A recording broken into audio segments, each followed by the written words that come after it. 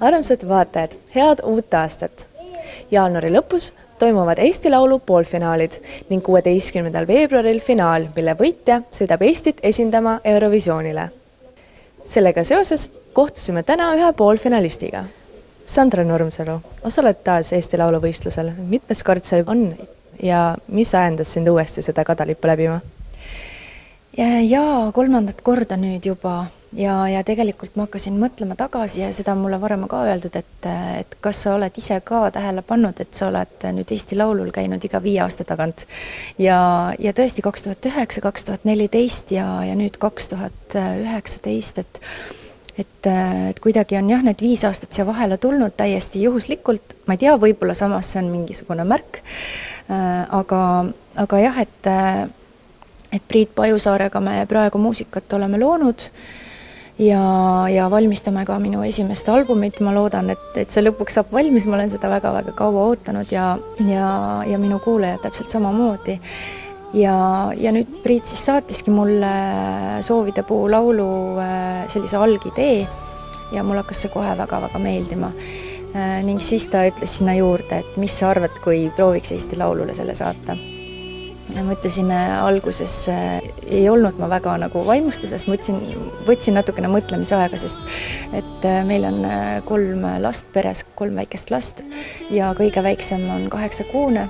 Nii et siis ma mõtlesingi nagu pikalt, et kas ma nüüd võtan koos temaga kogu selle tralli ette, sellepärast et Eesti Laul ei tähenda ainult seda, et sa lähed, astud lava peale, vaid tegelikult nagu ka siin telemajas täna, et just andsime Terevisiooni intervjuu, on väga varajane hommik, eks ole, ja siin eelnevad päevad on täpselt samamoodi olnud vaja käia, anda intervjuusid ja osaleda saadetes, et see on tegelikult võtab, ütleme, päris suure osa elust ja on vaja sõita ja olla seotud selle asjaga, aga kuna meil on selline hea tugivõrgustik, et minu ema siis vaatab suuremaid lapsi ja issi on lapsega siin, ja beebi on ise ka rahulik, et siis tundus, et kuna ma olen olnud ka üsna pikalt ära muusikast rohkem kodune, kuigi kontserte ma olen ikkagi andnud, aga ütleme sellisest suurest avalikust tähelepanust võib-olla veidi eemal, et siis praegu tundus kõik kuidagi loogiliselt, et võiks siis selle jah öelda. Ja. Sinu võistluslauluks on Soovidepuu. 10 aastat tagasi nägi eetrivalgus samanimeline film ja peaosa mängis seal Elina Pähklimägi. Kuidas sinu ise eneseleidmisega on? Et kas sinu eneseleidmise tee on olnud okkalisem või parem kui Soovidepuu kangelannan? Jah, et mida eneseleidmiseks pidada, eks ole, et kui mõelda nagu muusikalises mõttes, siis tegelikult ma olen selles mõttes väga õnnega koos sündinud, et ma olen üsna pisikesest peale juba teadnud, et see laulmine vist on see minu tee.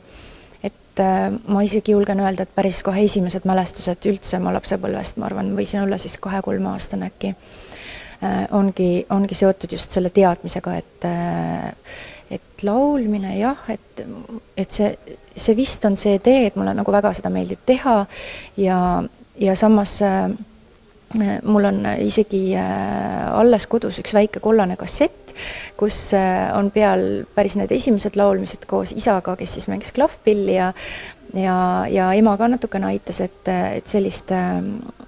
selliseid huvitavaid mälestusi jah, ja ma arvan, et see teadmine on nagu väga kaua käinud minuga kaasas, kui seda nagu muusikalises mõttes või ütleme töö ametialases mõttes nagu eneseleidmiseks nimetada, et selles suhtes ma arvan, on see olnud lihtne, aga kuna ma olen kogu aeg kõrvalt teinud ka viiulimängu, eks ole, õppinud klassikalist viiulit muusikakoolides, ja see on hästi palju aega võtnud ja selle kõrvalt ju ka põhikool, et seda laulmist on olnud üsna selline keeruline teha selles mõttes, et ma oleks võib-olla tahtnud kogu täiega sellele pühenduda, aga ikkagi mingisugused asjad kõrvalt nagu sõid seda aega vähemaks, et siis lõpuks nagu öelda jah 100% ainult laulmisele ja pillimäng nagu jätta rohkem kõrvale, et see otsus nõudis küll nagu julgust ja võttis omajagu aega, ma arvan, et see sündis vast äkki kuskil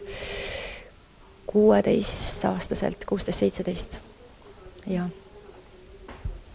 Nagu ka juba mainisid, siis lisaks muusikakarjäärile, millele sa oled väga pühendunud, on sul ka 3 last. Et kuidas lapsed ja muusika tegemine omavahel kokku sobivad?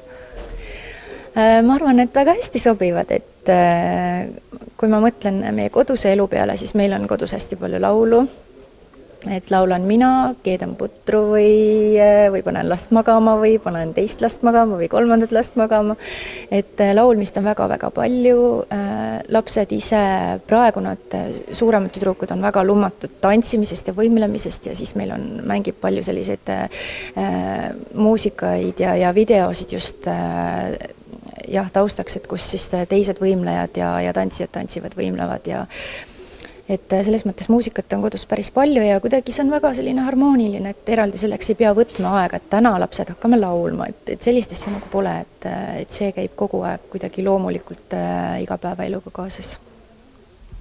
Rääkides veel soovidest, siis soovid on ju nagu unistusedki, aga mõned unistused ju vaid nendeks jäävadki. Aga millist nippi või võtet tahaksid sa jagada vaatajatega, kuidas oma soovid täide viia? No mina saan ainult rääkida sellest, mis nagu minu elus töötab ja on siiamaani toiminud, et ma arvan, et kõige olulisem on julgus unistada. Ja mitte hetkekski lasta seda mõtet nagu pähe, et ma ei saa selle või tolle pärast ja see on nii keeruline, et need mõtted nagu kohe kõrvale. Et julgus unistada ja kindlasti see teadmine, et sul juba on see unistus täitunud, et sul juba on see asi või see olukord juba olemas, et sa juba viibid selles, et näiteks kui sa unistad, ütleme, oma päris kodust, et siis sa juba astud seal põrandatel, sa juba tunned seda lõhna, sa juba oled seal ja sa juba tead, et sul on nagu see olemas. Et kuidagi nagu sedapidi mul on tunne, et siis oma õigel ajal, et see asi saab ka nagu siia reaalsusesse täituda ja muidugi hõbekandikul keegi nagu kätte midagi ei too, et ise tuleb hästi palju samme selleks astuda, aga mõnikord ju on tunne nagu sa teed ja pingutad ja näed vaeva, aga kõik jookseb liiva, eks ole, et võib-olla siis nagu see ei olegi päris see õige tee.